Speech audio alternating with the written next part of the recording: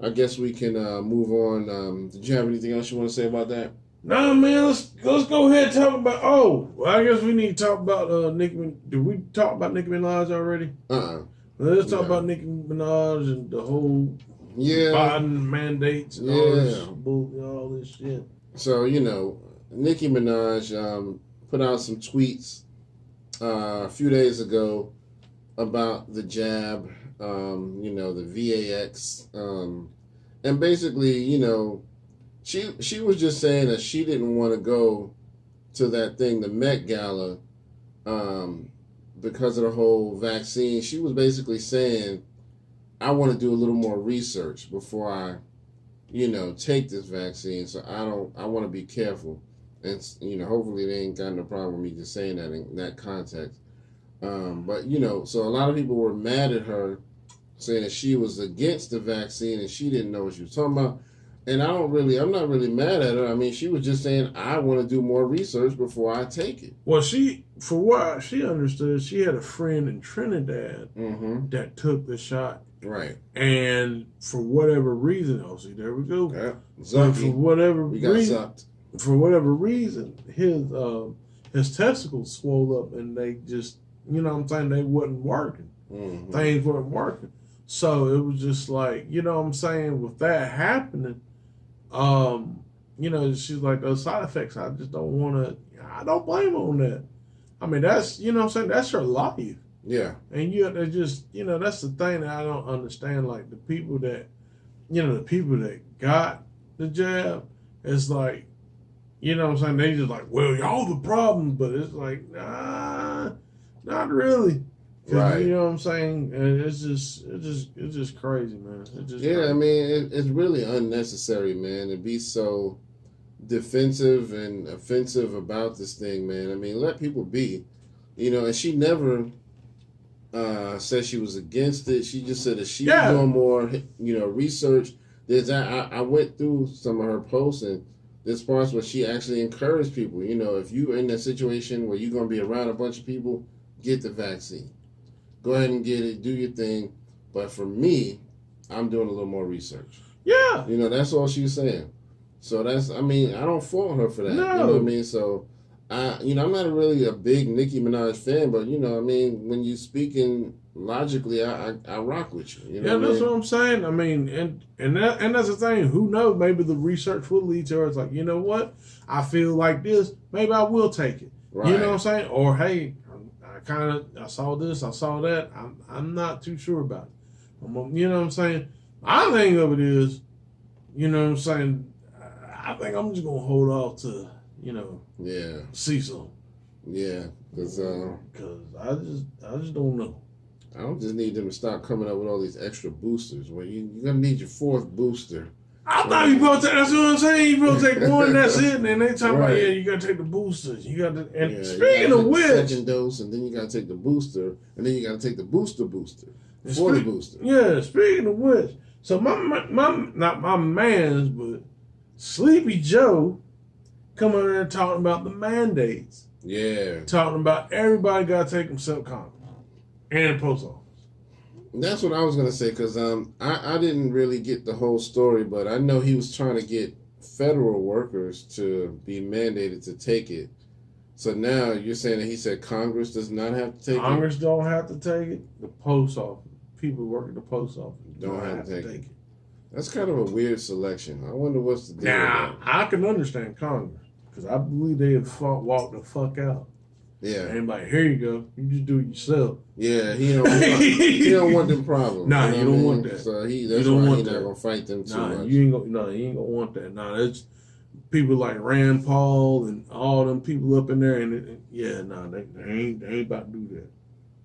They ain't about to do that. Yeah, I mean, my thing is, I really feel like he's trying to do the right thing as far as safety, but you got to be careful. It's a thin line. You can't force people to do certain things. You know what I mean? Well, because then you kind of cross the line just a little bit. That's my opinion. I don't think I would have done it. That's the thing. They said, and shout out to Brother Ben X, they said out of their mouths and recording, we can't force mandates. We can't do that. They say that out of their whole mouth. Mm-hmm. Joe, not just Joe. Joe, the staffer, not the staff, but the public spokesman. I can't think of her name. Okay. But anyway, she does PR and all that stuff. Right. Nancy Pelosi, all said. And then what tripped me out too about this. This is the same nigga that told black people in that civil rights movement thing, talking about we can't do shit for black people because it's unconstitutional. We can't make executive rule. It's the same nigga that said that shit. And now he talking about mandates. Yeah. Man, I ain't gonna say what I want to say because you can't. shit just go black. Yeah, shit getting crazy now. Right.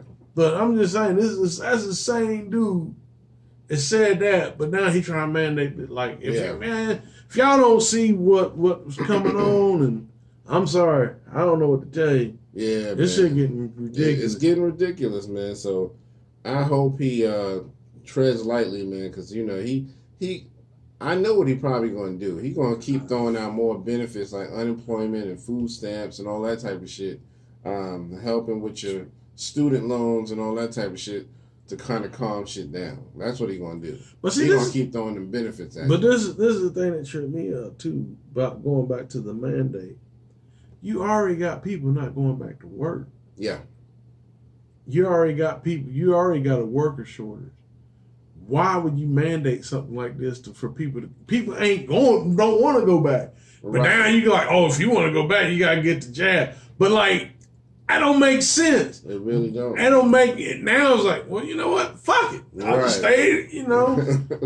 We got beans. Right. You know what I'm saying? Got a couple cans. We got a couple cans of beans. I've been waiting to pop them shit. Yeah, we're pop them shit open. But the season got good with them shit. But that's what I'm saying, man. It don't make sense to me. Yeah. It don't make sense. I feel you on that, man. Yeah, so, it is what it is, man. But I don't like it. I don't think I'm hoping he don't go any further with it, but I don't think he will. So I'm trying to give him the benefit of the doubt. I feel like he's trying to do the right thing, but I feel like he feels like he's backed into a corner, like he almost half safe. Yeah. And, so far, the way things are playing out, I think it's better to let the public decide for themselves. I don't want to be walking around the city and there's a bunch of people who are sick or whatever. I don't want that. Yeah. But that's up to me to also be careful and not go to heavily crowded places or to be extra clean and wear my masks and all of that. You got to leave that up to me. Yeah, because that's the thing. People do have a little problem with the mask thing. But, for the most part, though, I think people could comply to that. Like, okay, if I don't want to get the shot, I can at least comply with wearing the mask, going into businesses and establishments and things like that. I can understand that. You know what I'm saying? But force people to like, oh, you got to get this shit. Right. Like, I just don't. I can't do it, though. I ain't ready for it yet. I don't trust it. Yeah. But anyway, y'all let us know what y'all think about these mandates and, whether you took it or didn't take it and all of that good stuff, Let us know how you feel. Give us some opinions. We open for conversation. And don't forget, y'all can email us at therealtriadhiphoppodcast@gmail.com. That's right. We always here. We always open for conversation, dialogue, and all of that good stuff. So, before we wrap things up, we got to talk about the Verzuz a little bit. Yeah. Because that was the highlight of the week. The Verzuz between Fat Joe and Ja Rule. Of course, we talked about this for a couple of weeks, but now that it's happened, we want to know, who do y'all think won? Now that you saw it happen in real time, who actually won? In your opinion, who was the victor? A lot of people say Ja Rule. A lot of people say, Ja Rule washed Joe. I don't think he washed him. I thought it was close. It was definitely closer than the Dipset and Locks joint. I mean, I would give. I would give. Yeah, I would give. I would give. I mean, I definitely would have gave it to Ja Rule. I think he definitely worked the crowd better. Stage presence, was a little better towards the end. I really enjoyed him working the crowd. Yeah, man. I think, and he kept the same clothes on. You know what I'm saying? Fat Joe trying to change, do all this other crazy ass shit. Yeah. Like, Fat Joe was on his Dipset shit. Like, let me get the outfit right. You know what I mean? Because I gotta do my swag on him. Yeah, I mean, I don't think. Well, he didn't do it like Jim Jones. I have to give him that. Fat Joe didn't do it like Jim Jones. Yeah, he wasn't. But. Yeah, like you want to do the balling song, which would have been one win for y'all, but then it lost it because of the momentum about him putting on the chain. Yeah. So, yeah, he didn't do that. Yeah, he didn't do that. Yeah, he didn't go to that extent, but he definitely was like, let me get my outfit right. You know what I mean? So, but, I mean, in my opinion, it's hard to say who won per se, but it depends on what you're basing it on. So, for me, I do like Fat Joe's music better. But as far as the performance and the stage show that they did for Verzuz, Ja Rule brought the energy. Yeah. Ja Rule definitely brought the energy, and he kept the crowd. Now, Joe wasn't really like dead, but he had some energy. He just wasn't as much as Ja Rule. Yeah. So Ja Rule was a little bit more amped, you know what I mean? So I'll give him winner. I'll give Ja Rule winner as far as performance. I'll give Joe winner as far as songs. You know what I mean? I just like Fat Joe's songs, you know what I mean? When I was looking, because I made a list of all the songs that they did, matter of fact. Let me go back to my list. So, Fat Joe came out with Flo Joe, which was his first song. Yeah, I was, you know what I mean? Yeah, when that came on, I was like, yo, you see that? Uh-huh. And man. Let me say this, too. That's one thing I can say, man. Now, I appreciate them. Both of them came out swinging. Yeah. Both of them came out swinging. I love that. Mm-hmm. I'm like, yo, look, they trying to get it in. Yeah. Like, it was like Frazier, Holyfield. Yeah, you know what I'm saying? Frazier and Ali a little bit, because they was getting it. Yeah, they did the right thing. I mean, Ja Rule, came back with It's Murder, which was a feature song. Joe came back with My Lifestyle. That was a classic. I remember that because I love the beat to that one. And then Ja Rule came back with Can I Get a What, which was also a feature song. Yeah. So Ja Rule was throwing out some features. They were hard features, but they were features, Shout out to Facebook. I see you out there. Yeah, I'm a cousin right there. Yeah. Alex. After the Can I Get a What, Fat Joe came back with, who the fuck you think you talking to? I sprayed crews, I paid dues, I shot you. You know what I mean? He came back with I Shot You, which was hard. And I like how they set it up. I'm sure they did it on purpose, but right before I Shot You came on, Ja Rule was like talking shit to him. And Fat Joe was like, yo, check it out. Who the fuck you think you talking to? I pay dues. And he went right into his verse. Yeah. You know what I mean? So that was dope to me, man. I like how they set that up. Then Ja came back with Murder Graham, you know what I mean, which was a dope one. Good one for Ja. Then Fat Joe did The Enemy, the DITC song, Digging in the Crates, which I think they put it on the Big L album. Yeah, but it was actually on the Digging in the Crates album, right? Too. Yeah.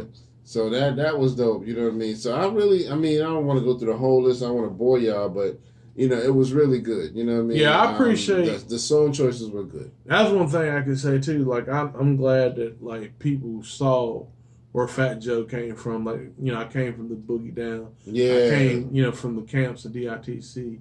So I really appreciate that. Like I said, my thing of it is I think Fat Joe, especially when he's trying to do the freestyle and stuff, he was trying to be like Jadakiss. He was trying to do that street early. But, Ja kind of, started playing into the, the songs, like the love songs and things and the hits and the stadium type stuff. You know what I'm saying? Like he got into that bag. And I think that's what really kind of made made him the winner. Yeah. You know what I'm saying? Because, like, he started to... But, now, that's one thing I can say about this, too, this versus, like, Fat Joe, he had... That's one thing I was saying, like, when we was talking. He has really more of the... He has more versatility, I felt, than Ja Rule does as far as, he got the hardcore joints. He's got, underground joints. He's got pop joints. But, you know what I'm saying? There was some stuff that he could have done. And, you know what I'm saying? But it's, it is what it is. Yeah. Now, the only thing that was a slight disappointment for me, there was one Fat Joe song that I was waiting for that he never did. And it was one of the songs for the ladies, the one I was telling you about a few weeks ago, him and Genuine. It's called Crush Tonight. And he didn't do that. I was really disappointed because I was like, yo, that was a mega hit.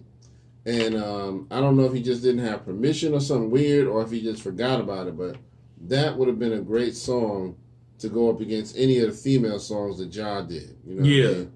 Because that was one of my favorites. So, but other than that, man, I mean, they did really good. Of course, Fat Joe did All the Way Up. They did the Annie Up remix to get out Remy Ma. Oh, yeah, Remy killed it, though. Shout out to Remy. Yeah, man. Remy killed it. Yeah, she. Gosh, she did the thing, man. So I was really happy for that. She did her verse from Annie Up. Then they went into the Twins deep cover joint, and Remy did Big Pun's part, which was dope. You know what I mean? Dead in the middle, a little Italy. Little did we know that we riddled some middle, didn't do diddly. Yeah, when she man. Yeah, when I hear that verse, I get hyped. Yeah, man. That shit go hard. Exactly. And that's, with that Dr. Dre beat, I always wanted to hear East Coast rapper rap on that. So when they first dropped that Twins deep cover, I was like, yo, this is dope. And they had Snoop in the video, Yeah. So that was dope too. Well, yeah, and of course he did John Blaze. Ja Rule did his normal stuff. Everybody will be living it up. That's my song, though. Yeah, he did. Yeah, he did the classic Ja Rule stuff. Yeah, you know what I mean? He did every little thing that we do. That joint. He did Every Thug Needs a Lady. Yeah,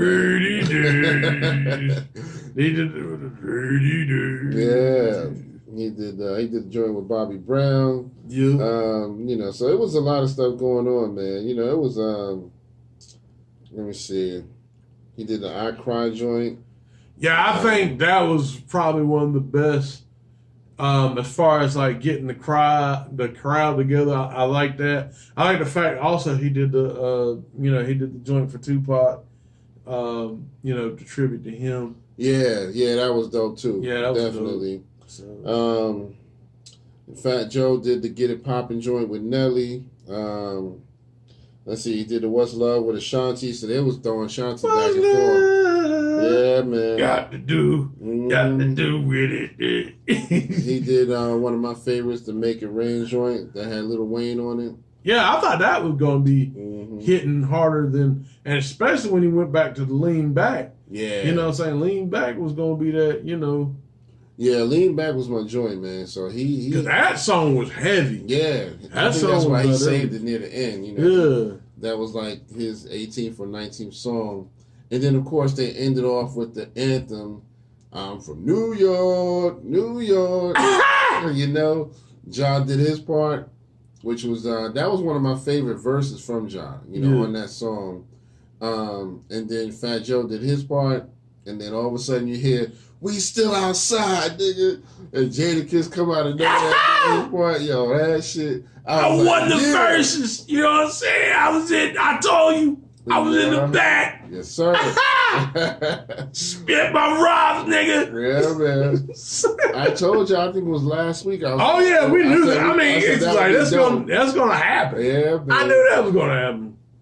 Yeah, didn't Ja Rule do clap back at one time, I think? Yeah, he did clap back. Yeah. That big dude went go hard. That's one of my favorite beats from Ja Rule. We're gonna clap back. We're gonna clap back. Yep. If you like chicken, if you like pork ribs, if you like butter. You know? But that song do go hard, though. Oh, yeah, man. So, yeah, man, it was really good, man. I liked the verses. It did go better than I thought. Yeah, it definitely wasn't like Locks and Dipset, right. but it was definitely better than what I expected it was going to be. Right. And I appreciate the fact that both gentlemen was ready to perform, and they, you know what I'm saying, they got up and they was ready to do their thing. Yeah. So I respect that. And I respect at the beginning that they both came in swinging. Yeah. I respect that too. And we're kind of left though when Fat Joe called them some dusty bitches. Yeah, we gotta kind of talk about that shit. Yeah, that's fucked up. He's like, yo, John, you got some dusty crackhead bitches back there. You need to feed them bitches. No, I was like, yo, calm down, Joe. Yo, you can't talk that about Lil Mo and Vita. Yeah, you can't talk about talk that way about Vita. Yeah. Okay. But yeah, man, so, you know, he, of course, did apologize for that. And I'm sure, I really do feel like he was just in the moment and felt like this is all just trash talk. And I'm not really serious, but but still certain things you gotta filter that shit. Yeah, I mean, because, you know what I'm saying? Like, especially with black women, you know, right now, you know, black women get attacked and stuff, but shoot, black women are winning. Yeah. Let me shout out black women. Man. Black women, well, give me an applause. Because there's one thing I know. When you kiss a black woman, that is the most magical thing that you'll ever fucking do. It's magical. In life. In life, nigga.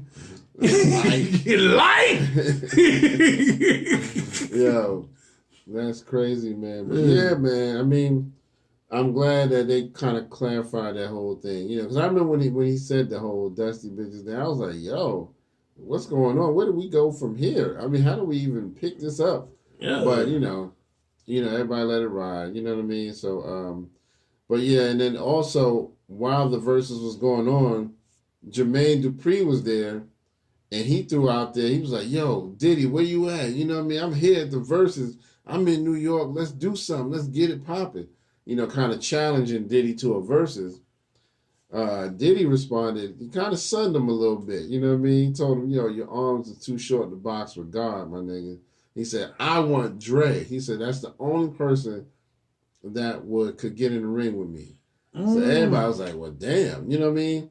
But what's funny is, when you think about Diddy in production, he's not really a beat maker.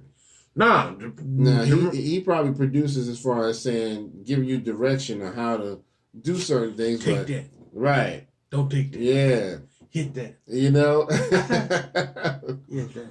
He probably helps you out with shit like that. Hit that snare. When you think of beats in Bad Boy, you think of people like Easy Mo B. He was doing a lot of their beats. You know what I mean? So put him in a Verzuz with somebody, because Jermaine Dupri was actually a beat maker. Puffy, you know, he did have the magic touch as far as how to mold and shape. Yeah, I have to give that to Puffy. He was the executive producer. Yeah, so he know how to put things together and get the right people together.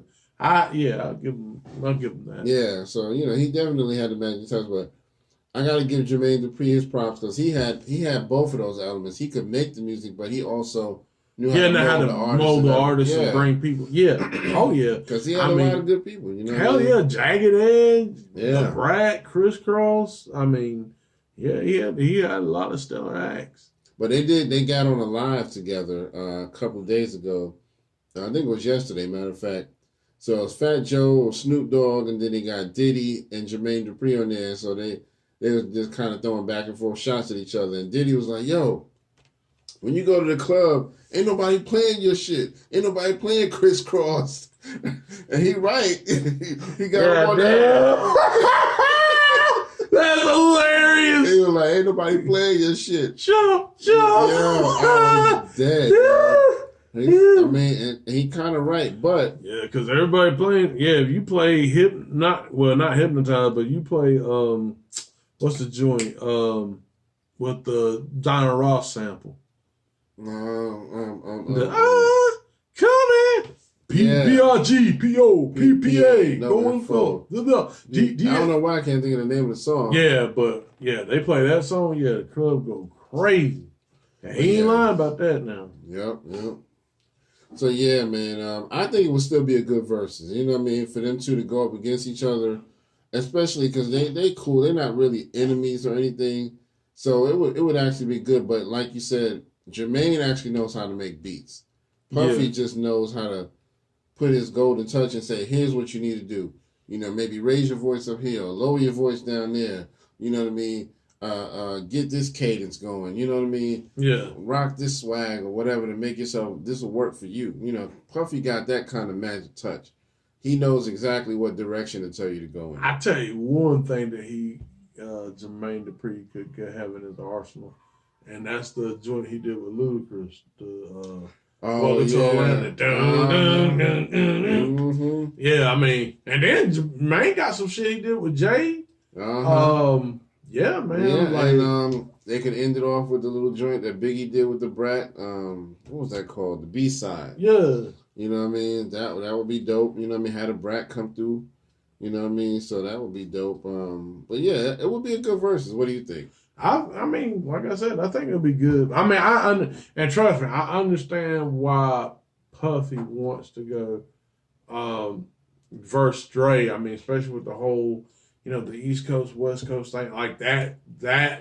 Yeah, that was going on, or whatever. Yeah. But I mean, I think it would be good for the fans and the people that remember that music at that time, and to actually see, because that would probably be the only way we could probably see like a big versus pop. Yeah, because realistically, we've already had two big producer verses. We had the RZA and Primo. Yeah, we had Swiss and Tim. You know what I mean? So that would be a good next one. Either Puff and Dre or Puff and JD. Either one I would accept. Mm-hmm. Just for some good music. You know what I mean? For those classic hits. You know what I mean? But Puffy was really just throwing it down. He was like, when he was talking junk to JD, he was like, yo, I could take you out with just Biggie and Mary J. I ain't even got to throw all my other artists in there. And I mean, got a point. Yeah, he got some mega hits, Look up to the bird, look into the sky, it's a bird, it's a plane. Yeah, man. Shit. Yeah, he throw out that One More Chance. He throw out any of that shit, man. Black and ugly as ever. However, I stay Gucci down to the side. Right.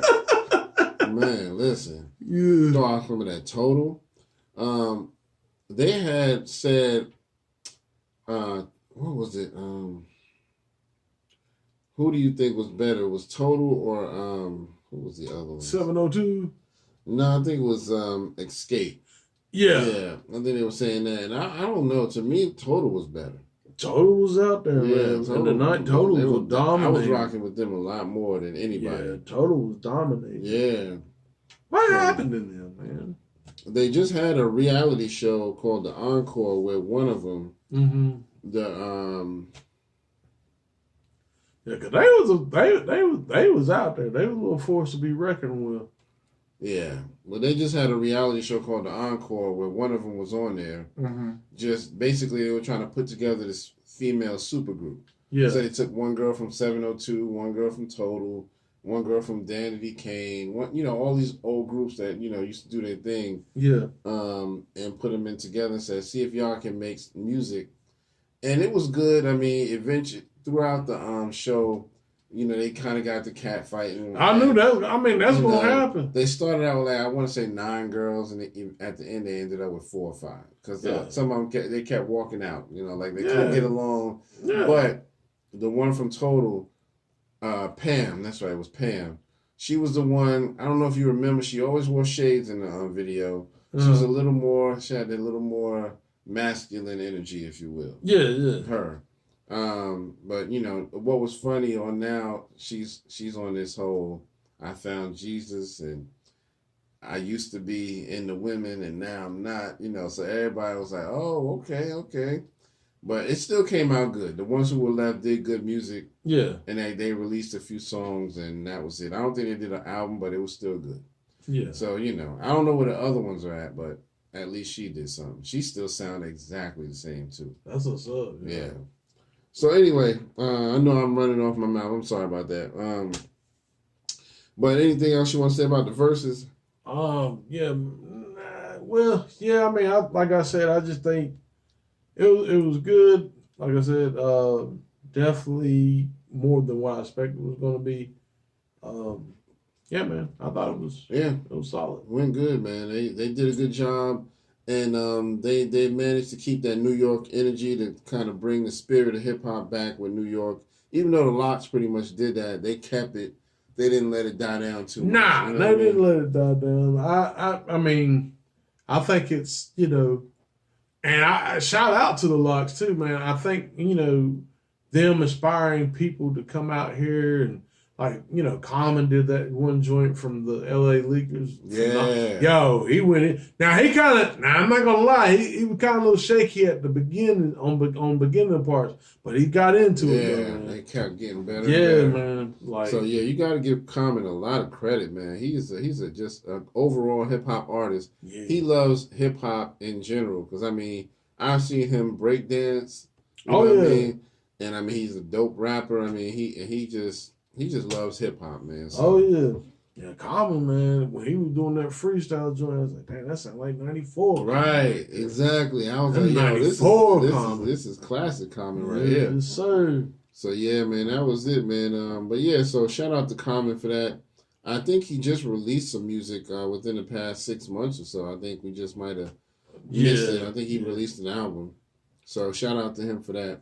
But yeah, so I didn't really have anything else. Anything else you want to drop before we wrap it up? I remember, folks, like, share, subscribe, or we get Dr. Umar Johnson and his 2 wives that he married to beat your ass. Yeah, he just got married to 2 women. It's so funny. Just earlier today, the channel on Instagram and YouTube, Ace Vane, they did a little skit about him. This conscious black skit making fun of Umar Johnson. So you got to check it out. It's really funny. Yeah. But yeah, so for episode 179. 179! Let's take it back to 179. Rub your ass in the moonshine. But this is your man, Kurt. And this is Howie. And we'll see y'all on the next one, all right? Peace.